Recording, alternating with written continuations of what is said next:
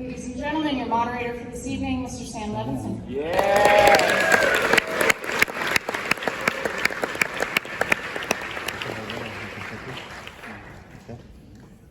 I'm not sure movies get to be much more fun than that.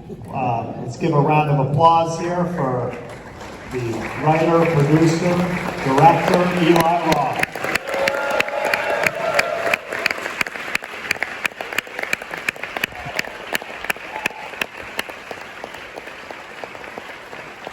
Let's give it up for Jordan Ladd.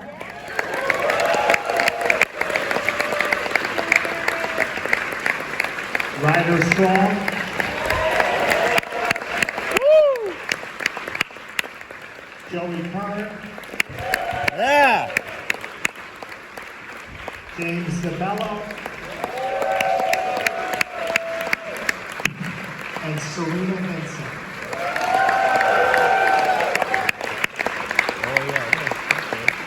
And the producer, Evan Ostrowski.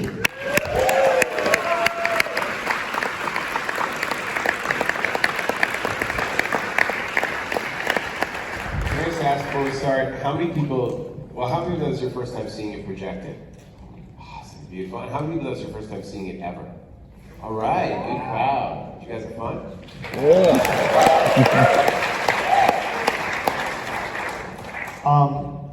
This movie is a true delight. It's scary, it's funny, it's sexy, it's so well crafted. And seeing it with an audience tonight was just an exhilarating experience. It's no mystery why Quentin included Cabin Fever in his top 20 best films of the 21st century. You have such a singular and unique voice as a filmmaker. I mean, rarely do you see a movie that's so confident and sure-footed in how completely nuts it is. It's been 25 years since you made this. What's it like watching it now? It's surreal. I mean, I wrote it when I was 22, so it's over 30 years ago, because I'm fucking old. But so there's jokes that, it's like a home movie for me. But all the things, it was interesting to watch it with an audience today and see what beats worked. And, you try to, look, we did the whole movie for $1.5 million in 24 days, and over a period of a year. I mean, it was, the union shut us down. We never had the money to make the movie, so it was like a nightmare filming it. But I watch it and I go, why the fuck did we get rid of film? 35 millimeter, photochemical, it just looks so beautiful. And the other thing that struck me is just how amazing the cast is and how lucky we got.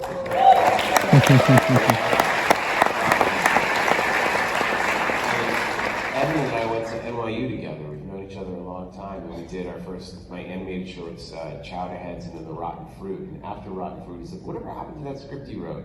Because I wrote it when I was 22, and then we were like, I think it was 28 by the time we finally got the money together. It was 6 years of just trying to convince people. But it was great. I'm so proud of it. I just can't believe that that we did our premiere here, and here we are all these years later still enjoying it. That you guys loved it means everything.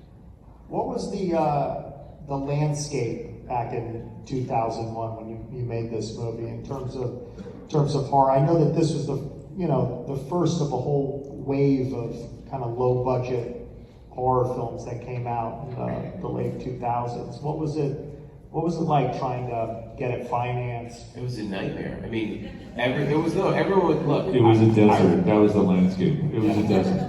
Yeah. I mean. Look, Eli and I remember we took this kind of gonzo trip to the Cannes Film Festival market to try to get anybody to listen to us. And very few did, even though Eli spoke pretty good French, that I remember. And it was a great trip and it led us nowhere. But other things fell in line, luckily, and we were able to make it. But people thought we were nuts. Nobody was making horror movies. Films like this were not being made at this time, particularly at this budget level. I mean, when we wrote it in '96, I remember I gave it to my agent. I just got a Student Academy Award, wrote the script, and it was going to be like Evil Dead with Randy. We gave it to our agent, And he's like, well, there's this other movie that just sold to Dimension for $500,000. It's called Scary Movie, which was later retitled Scream. And I remember like sitting on a bus from New York back to Boston to my parents' house, reading the Scream by Kevin Williams, Scary Movie by Kevin Williams, and going, oh, this is a professional movie. This is a real screenplay. I'm doing a 90-minute student film. This is an actual movie. What the fuck? And so it was, but people would tell me horror is dead. And I'd say horror isn't dead, shitty movies are dead. You know, and then Blair Witch happens in 97, 98, and I'm like, okay, see, horror's back. And they go, okay, well, you gotta shoot it on video. I was like, no, I want this to look beautiful. I want it to look like, you know, John Carpenter's The Thing and shoot Super 35. So we never folded and shot on video. We always held out to raise the money. And finally, Sam Fralick put in that first money, and we met Lauren Mays. You know, it's really, it was just years of going through the wrong producers. But even then, people would tell me that horror is dead. It can never make more than, it's R-rated. You need a killer. You can't kill all your main characters. And then it wound up being Lionsgate's highest grossing film of 2003, which they then bought Saw, and it's kind of kicked off the whole Lionsgate horror wave.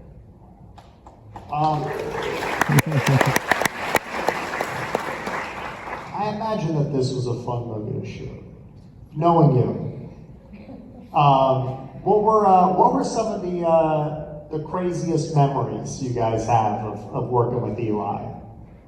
We signed agreements that we wouldn't talk about what It's happened. 25 years later, it's okay. Why don't we start with Serena? We just had the best time. I mean, craziest memories. One of my crazy, yeah, go ahead.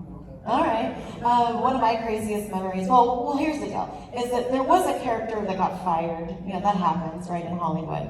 And so, I don't know, we're always worried we're going to get fired, right, as actors. And so there was, we all had the best time together. We bonded, we went to dinners, it was incredible. But there was this one night, and it was really cold, and it was really dark, and was it you? One of the producers came up to me and was like, Serena,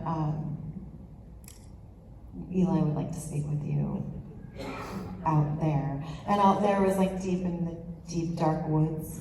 And I was like, oh my God, okay, shit, I'm gonna fire. So I'm like walking into the dark, deep dark woods, and like 1,000% sure I'm getting fired now. And I get out there, and then a giant gorilla jumped out of the woods and was like, "Rah!" And it was Eli, my gorilla, randomly in the middle of a shooting night. So that was one crazy story that happened. I think that was me, by the way. It was. I do remember calling Eli's parents, asking them to FedEx the gorilla suit because it was getting close to Halloween, and I thought, having gone to NYU with Eli, who the gorilla suit was in every student film, I said, it's got to be in Cabin Fever. Can you FedEx it to us, and we'll just figure it out.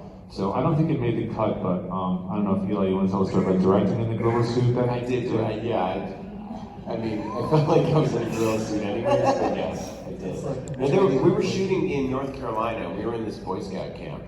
So there were like school groups that would come because it was, you know, during the fall. And the most popular show by far in North Carolina in 2001 was Boy Meets World.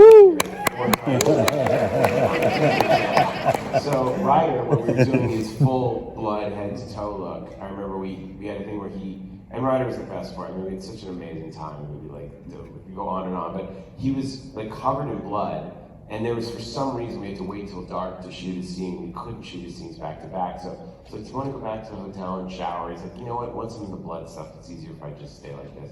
So he's like, goes for a walk outside the cabin. A couple hours later, Ryder just like comes back. He's like, hide me, like the clock. And so he had gone out and he ran into one of these school groups. And at first, these 10-year-old kids were like, ah! You know, a bloody man in the woods. And then it was Bloody Sean from Boy Meets World. And they fucking lost it. And they start chasing him. He's like, hide me. And like ants, they just descended that hill, just like kids just going crazy, going, Sean's here, he's hurt, he's bloody, we gotta help him. So that's what it was like. It was such a good time, man. I mean, this movie was amazing. Yeah, I mean, we were also young and committed, everything went wrong with this movie. Like literally everything you could, if you like take the independent film list of what could go wrong, everything did go wrong, and yet we were never daunted. We always just felt like we immediately bonded. This was we had rehearsal, which never happens. We had like a week of rehearsal, and we just bonded so quickly, and nothing could stop us. And Eli had such a vision. You know, the script was just the craziest thing any of us had ever read, and yet we all loved it. And so the moment we all showed up for rehearsal and we realized that we all understood the movie we were making, which was like, is it funny? Is it scary? Is it gross? Is it all three at the same time? We just committed, and so when everything fell apart, when the union shut us down, we had no money, we lost investors. Crew went on strike. What? Crew went on strike. Yeah, and everything went wrong. But we stuck together, and it just felt like we kind of always knew that the movie was going to find its audience, and it did.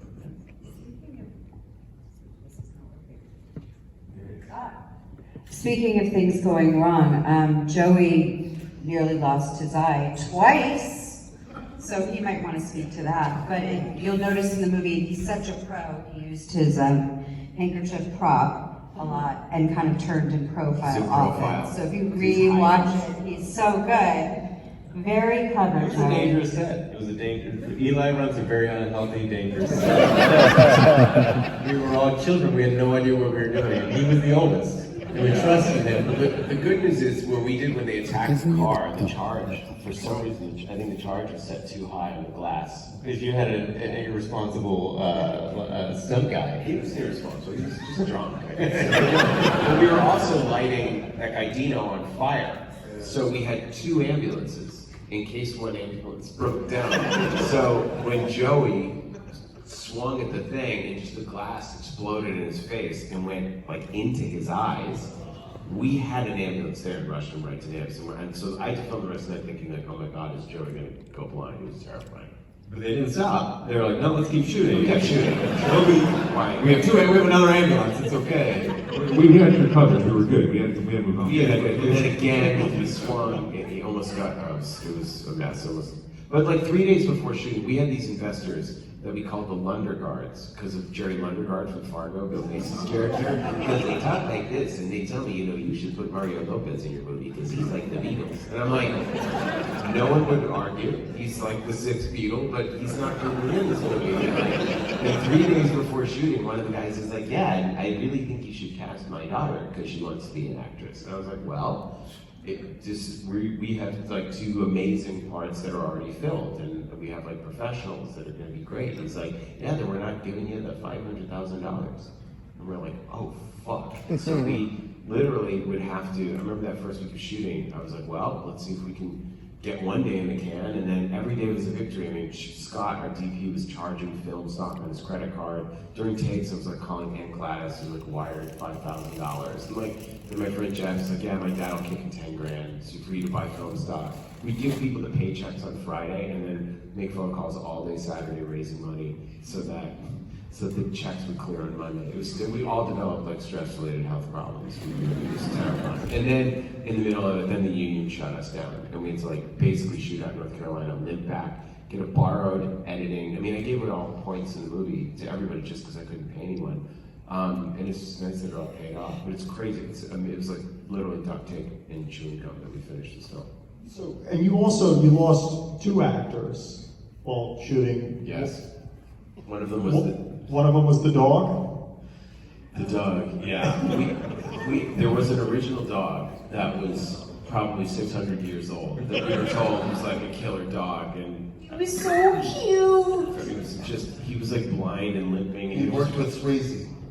Yes, the dog with the black dog. That's the dog from the black dog. Is that how they sold them? Yeah. Like, he's 6 degrees of bacon, like. So we shoot for half a day and I'm so depressed because it's like the shoot's going really well despite all the problems. It's like the footage is looking beautiful. It's all coming together. And then this dog stuff happens and I was like, oh, there's no way to cut around this. This is just going to be awful. So then Lauren calls me at midnight.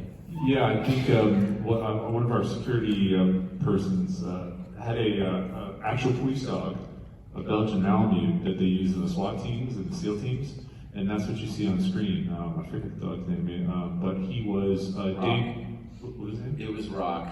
It was terrifying. She calls. She's like, so this dog was it's a Belgian Malinois. Yeah. And they would teach the dog. They train the dog to attack in like Swedish or Dutch, so that like the bad guys can say, stop, doggy. But it was a scary animal, so Eli had to adjust the shots on the fly because we had to keep the actors and the crew back, like 200 feet so that the dog wouldn't kill us. Yes, the dog, well, I was about to, I'm holding the dog. First, I'm terrified. I grew up a German Shepherd, so I'm pretty comfortable. And this thing was like terrifying. And they were like, don't touch the dog's ball. No, don't y'all look at him. I'm like, and then so Ryder's like, I go up to Ryder, we do one rehearsal, and you're like, whoa, and the dog jumped up and comes this close to like biting his throat out.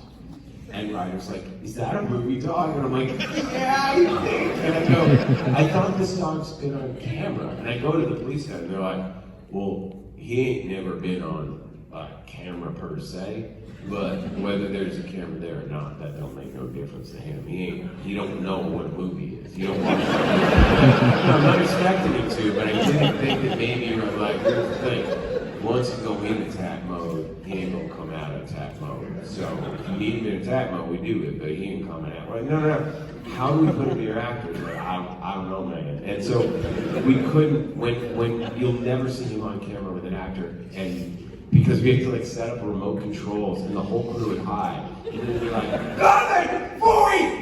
And that's why it's so out of focus with Serena, because it's like a huge 300-pound guy like covered in American Gladiator pads with this fucking thing. It was terrifying. That's why it's like in slow motion. You could barely get footage of the dog. But of course I have to hold the dog as Justin. And the first take, I'm like petting him, he's getting calm, and blah blah, and the dog just fucking starts humping my leg, and it's like, Rock, you already have the part, buddy. That's what I said. But yeah, it almost killed Ryder. And Ryder's still a great sport about it. Continuing being in the movie after that. And so the other actor that you lost was the one who was originally supposed to play Justin. Yeah. How was it stepping in as Justin? It was the first week of shooting, and I wrote the part for Michael Rosenbaum from Smallville. So Mike Rosenbaum was a friend, and he called me and he's like, I can't do it. And why? He's like, because this TV show I'm playing Lex Luthor, and like it's like a huge thing. It's so busy. They've got me doing all this promotion. I can't like duck out, for a couple days to do it. So there was another actor I cast who had done these commercials that were funny, but I never read him. I was like, just sort of cast him, and he showed up, and it just wasn't working.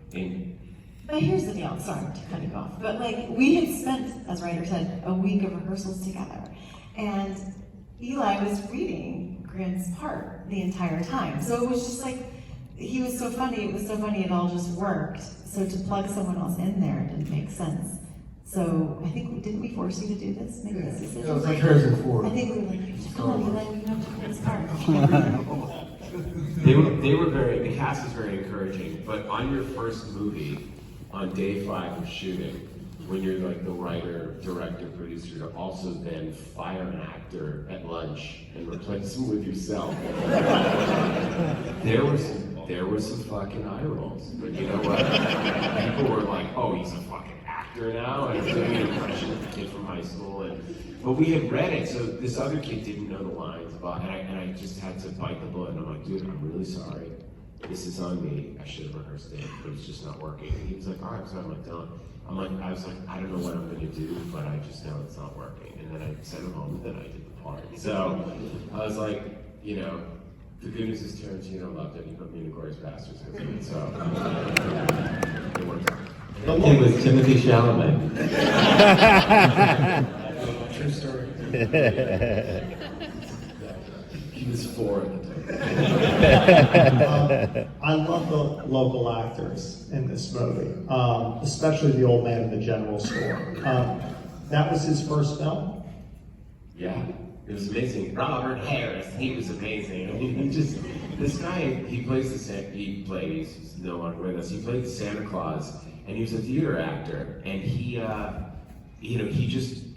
everyone that we found there was so great. I mean, Robert was just like, can I just say this thing about these Shirley Temple bottles? And I was like, he's like, and this woman came in here with a palsy, the poor soul. Gave her some coke and some ammonia. I thought she was going to have a spell. And Serena, you guys were with him at like a convention, weren't you? Serena and I were in North Carolina, and we were with him, and we were doing a Q&A like this on the stage. And poor Robert was in a wheelchair, and they didn't get him up the ramp, and he biffed it, and he got very injured. And so Serena and I went back to a small room and spent a lot of time with him, and until the ambulance came. And then we were thrilled that we did meet the scenes. No, I was saying, sorry. Oh, you go on. I just wanted to say, speaking of that character, can you say that line now? Would you write that line now? Oh, the joke? We couldn't write it then. We went for it. So many years later. Could you do it now? That's ballsy. Well, it was, I mean, you couldn't do it then. That's why but that was the whole fun of it. But that was our experience in North Carolina, is you go into a store, you'd be talking to the shop owner, and they're so nice. I'm like, isn't it weird you have a Confederate flag? He's like, oh, you don't have to worry about it, and you can fill in the rest of the sentence yourself, and you just go. I don't because you realize I'm Jewish, and you're smiling, and you just want to get out of there, and that happened to me for real. And so I was just like, if it's a real thing, I put it in, but then I did the twist of making it that he just is trying to use the slang and doesn't quite get it. But the only way the joke was inappropriate then, but that was the fun. The whole movie was like, I may never make another movie again. That's the end. And like, look, there are all these great local actors, like Pancake Dennis. Dennis, I was reading all his kids, Matthew Helms. He's on Instagram, Strong Ballet Man. That is the nice ballet dancer. Yes, you can find him. The nicest kid, and he comes in, he's like, hello, sir. My name is Matthew Helms, sir, and I would like to meet for Dennis, sir. I'm like, okay. He's like, I'm also a 9th degree black belt in karate. I'm like, what? And he's like, so his mom's like, I'm like, can I see something? And he goes, what? And just starts like scissor kicking in the room. And I was just like, what in the actual fuck is happening? Like, none of this is in the script, and 100% of this is going in the movie. we wrote it into the film, and Dennis was like, it was so bizarre, but that is the moment where the movie either like jumps the shark or you're with it. And I remember seeing it at the AMC 16 in Burbank, and people are like, what the fuck is this? And left, and everyone just started applauding. And I was like, people just started cheering because of that. So, but he was great. He was just so fun. And then even like the big guy who gets the screwdriver in his ear. With the box? The guy with the kid, yeah. It was just Who was the man with the box? that was Richard Boone. So I wanted like a big guy that looked sort of like Lurch, kind of that dude, George Animal Steel. And we found him wandering around a grocery store. And so we're like, do you want to be in the movie? He's like, all right. So, and we're like in the van driving, and we're like, and he's like, yeah, I just got out of prison. And the crew's in the van. It's all us in one van. He's like, we're like, what? And he's like, well, it wasn't like prison. It was like for crazy people prison. I'm like, a mental asylum? He's like, yeah. I'm like, what did you do? He's like, I took my daddy's bulldozer, done running all over town. Okay, and then he gets up and he's like, man, what's this food, man? He says, I can eat all this food. I'm like, man, Boy Meets World. That's Boy Meets World. That's Boy Meets World. He's like, I'm gonna be in a movie, he was calling Boy Meets World. He's like, I'm gonna be in a movie, Boy Meets World. I'm like, Boy Meets World's gonna put a screwdriver through your head. He's like, oh man, Boy Meets World. I can't believe this man, Boy Meets World. He does the screwdriver, takes a photo, and then he's going around to restaurants going, I'm in a movie with Boy Meets World. Y'all better give me free food. And it was working. It was 100% working. And then he somehow got a hold of my phone number. I would call and say, hey man, hey, I got a question, Richard Boone, man, what's going on? I'm like, hey Richard. He's like, hey man, Bruce Willis gonna come talk to me? Bruce Willis will not become the. Hey, I thought she was famous movie. Now I'm just what about the girl from Step by Step? I don't know the girl from Step by Step, the 80s sitcom. So I will. No, I don't think she's like. What about Bob Saget? He's like, Saget's a possibility. Saget might show up. He's like, man, I gotta go, Eli. You talk too much. I mean, you guys, what are your memories of the local actors and the Jimmy, the pancake scene? I don't have a memory of that per se. It was interesting. It was a lot of fun, but I have more memories of like offsets. Maybe memory. We'd go into like our hangout would be like a karaoke bar. Everybody coming and everybody took it very seriously, and Eli did his Rocket Man, but the William Shatner version. They were great in North Carolina. Everybody was sort of like, is he being serious? Is he? Or is he just creating this beautiful song? But it was, I don't know, what did we talk about? The local guys invited us to a bluegrass jamboree in an old barn, which was pretty fun. I mean, Was that Happy Wednesday? Yeah. The band that's in the end of the movie, we went to their, and they did Their like- shed. What? Their shed. Yeah, and they just had Rolling Rocks. You could pay for $1 and leave it in a cigar box. And then they had a cat that they played the spoons on the cat. Oh, and DJ. Who was DJ? Like, I don't know, like in the middle of the workday, he was like, I have some moonshine for you. Yes, moonshine. Oh my God. And Oh yeah. Eli was like, don't drink that. The moonshine was the thing. DJ was our PA who we asked if we needed to flatten the tire and just stabbed a knife into the tire. Instead of just letting the air out. They're like, we need the flat tire for the truck, and just stuck a knife. DJ was like a deputy too, right? The local, yeah. Like an honorary deputy, right? He was Deputy Winston, basically. He stabbed his tire. No, I remember with Scott, my DP, we were scouting the, we're looking at the properties, we were in the Hog Lady's house, and there was a guy, a local friend of the production, this guy Tom Terrell, was like, had a really nice, beautiful property that he's like, just go and meet my property manager. You guys can take a look. It was like Friday night at like 7:30 or 8, and Scott and I get there. It's just the two of us, and we just see this guy, and he's in a truck, and he gets out, and he shows up, and you can smell him like a mile away. This guy's fucking lit, and he just goes, "What are you?" And he's got a fucking gun in his hand. And so I'm saying, it was just like, he's this guy like that. We're like, oh great, this guy is gonna show us the property. And Willie's like, hey man, and he's got this fucking mason jar filled to the rim with bugs in it. He's like, drink it. And I'm like, what? And he's like, man, why don't you you can drink this, you fucking drink it. And I'm like, and he looked away, and he goes, squirrel! And starts fucking shooting in the tree.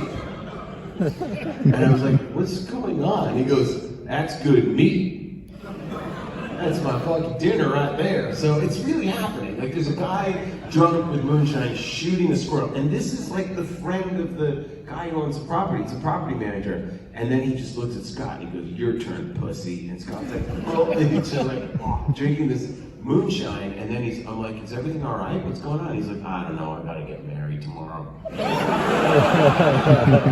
Is this like your bachelor party? He's like, I don't want to do it, I'm fucking pissed. And then he goes, and I was like, hey, is that the squirrel? And he's like, squirrel! And he fucking runs off, and we just got in the car and fucking took off. The last thing we shot, the guy shooting, he's like waving the gun, going, come back, come back! I mean, it was like, we have the joke in the script, like, why do you want to shoot squirrels? And like, there's a guy who's out there, like, all this shit was real. It was crazy. And so you think it's weird, you think it's made up, and like, half the shit happened to us. I shaved my face off. That's where the idea came from. I got sick. I was in Iceland. I was 19. I was cleaning out a barn with my brother, working on the sports farm, and I scratched my face, and I looked at my hand, and there were just chunks of flesh in my hand.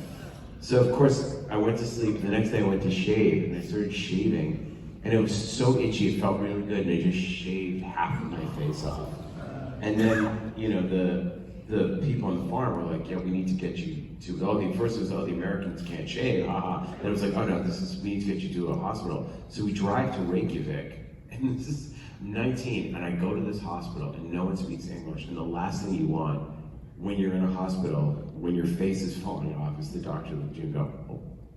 Just absolute horror. Like they couldn't even explain what it was. But they gave me some cream, thank God, and it cleared it up. It like was some kind of infection.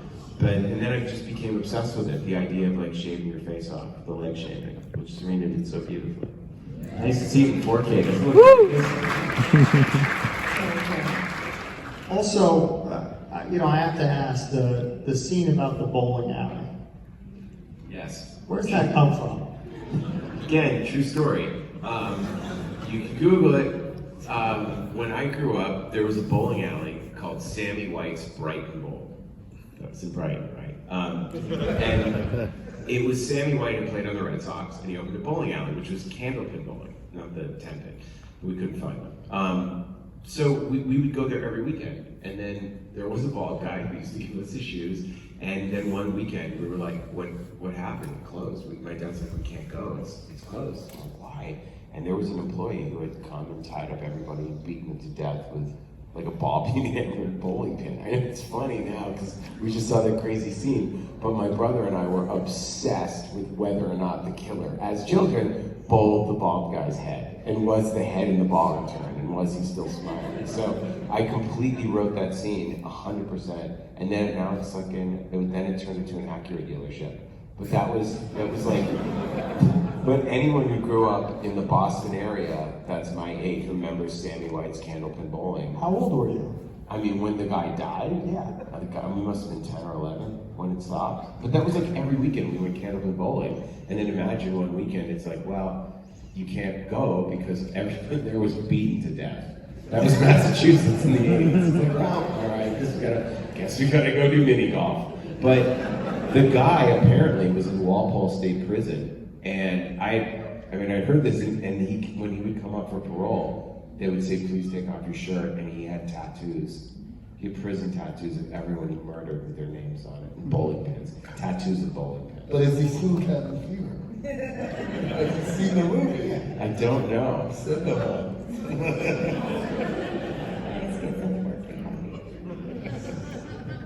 So you make this movie. It takes a year to finish it. You then take it to the Toronto Film Festival, and it's a bidding war. What was that like? It was surreal. I mean, because you're making the movie on your own. It's like a faith-based business. You just like make a movie and hope to God it works out. I remember that. We all thought it was funny. We all were laughing while we did it, but we also don't know if everyone's just going to outright reject it. And then I remember the first screening, your stomach's like turning and the lights go down. I thought, fuck, this better work. Like all this money, and Sam Fralick has kind of basically mortgaged his house at that point. And after the union shuts down, my dad took like his entire life savings and put it into the movie. So if this thing didn't sell, a lot of people would be financially in trouble. And then 15 minutes, people are with it, they're laughing, and then people start like getting on their Blackberries and running out. I mean, everyone remembers that.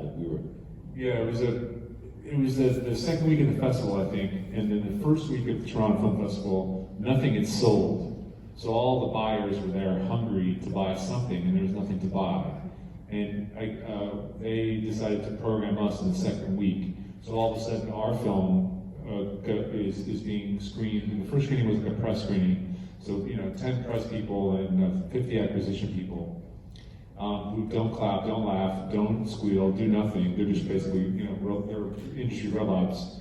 And it was really hard to tell if the film was working from my memory until Ari, the hermit, was lit on fire and people started to run out.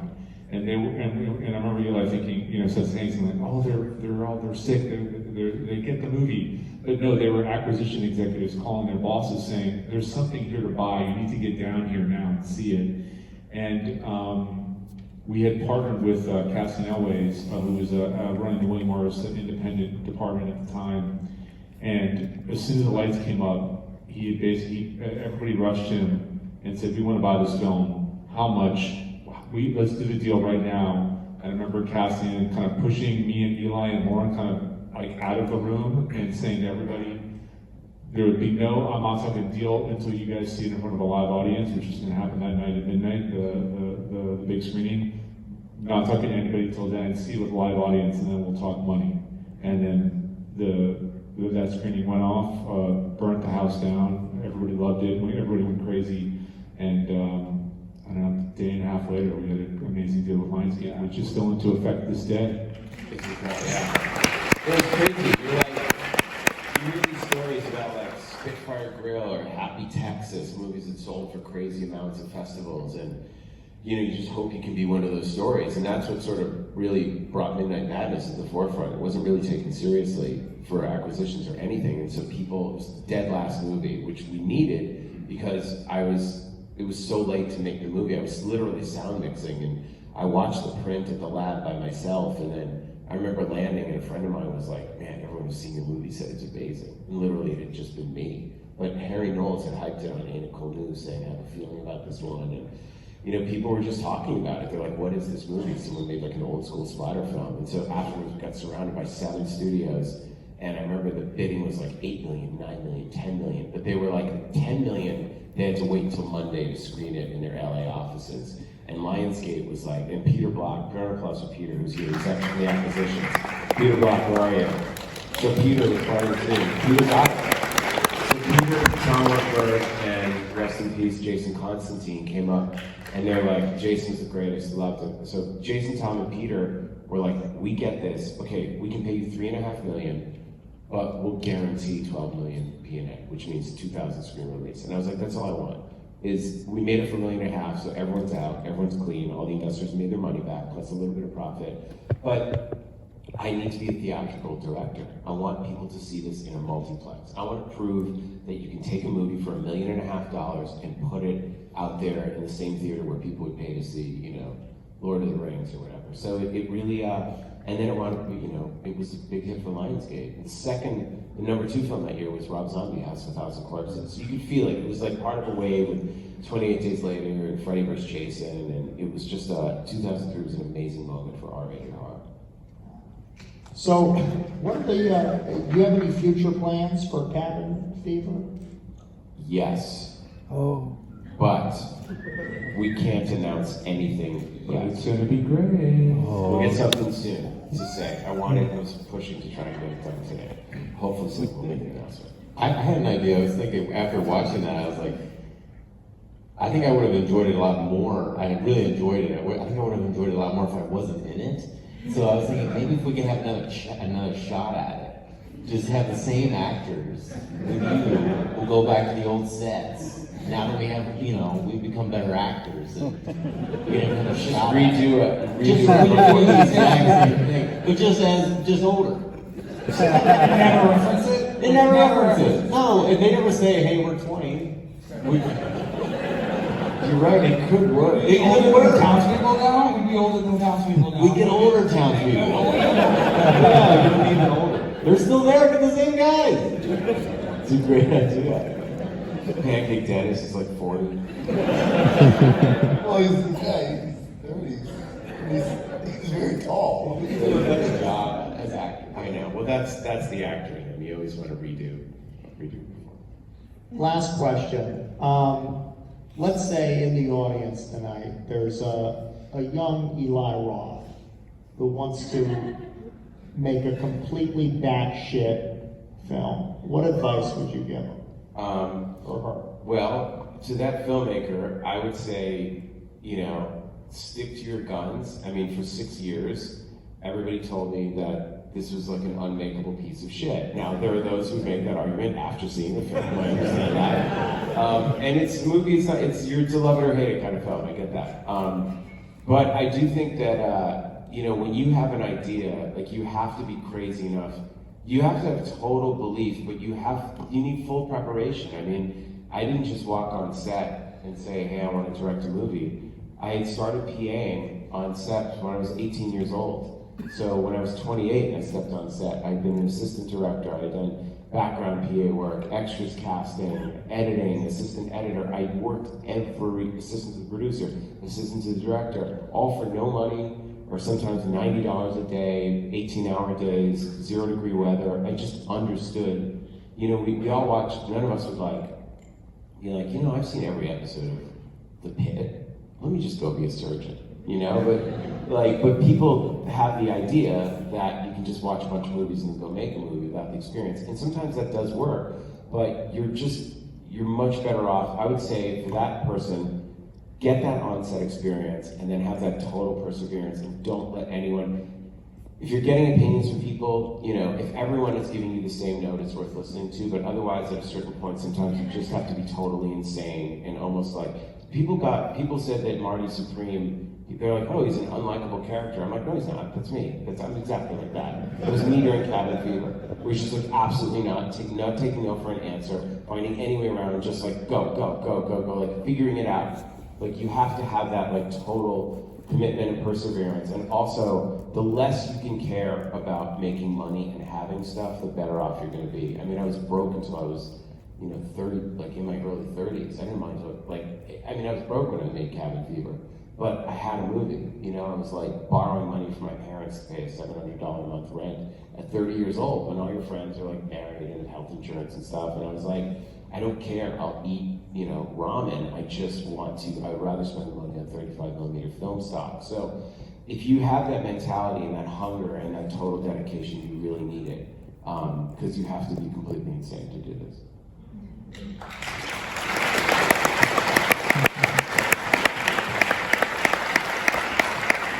Thank you guys for coming out tonight.